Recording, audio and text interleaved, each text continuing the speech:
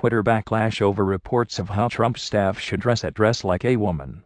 Donald Trump, not content with running the U.S., now looks like he wants to control how his own staff dress, according to a report from Axios, which has social media in uproar with the hashtag DressLikeAWoman gathering pace. Women need to dress like women, which means looking neat and orderly. But it also means that women who worked for him, even in the not very glamorous job of schlepping along to door knock on people's homes, convincing them to vote for Trump, felt pressure to wear dresses to impress Trump. A fairly tall order, it must be said, given Trump once declared Heidi Klum to no longer be a 10, given that one of Trump's jobs was owning the Miss Universe beauty pageant, where the literal purpose is to judge women on how well they fit into ascribed standards of appearance. This is again not surprising. The real kicker is that it's not just the President of the United States who has opinions on how women should dress. What a funny sentence that was to write. It's Barry over in accounts in your office who's grumbled about girls not dressing appropriately in the office. It's the temping agency that sends you home because you weren't wearing high heels. It's reports that suggest that there really ought to be tougher laws on sexist dress codes in the office.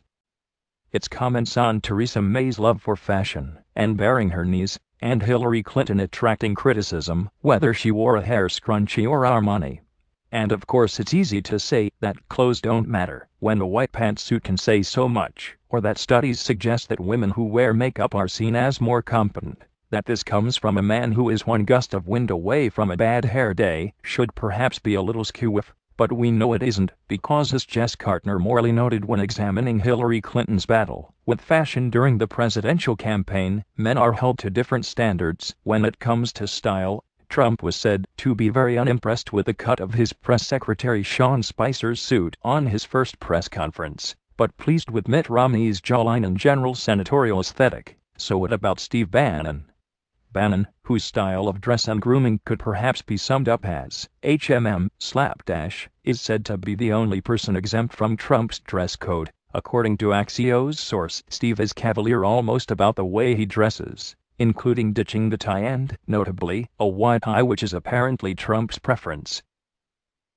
As Kartner Molly writes of Clinton's impossible fashion task during the presidential campaign, looking presentable and appropriate will pass muster for a man, but we expect more of women. To paraphrase Ginger Rogers, women in politics have to do what the men do, but backwards in high heels and while wearing on-trend yet age-appropriate clothes, patriotically flying the flag for their country's top design talent, and without spending extravagantly.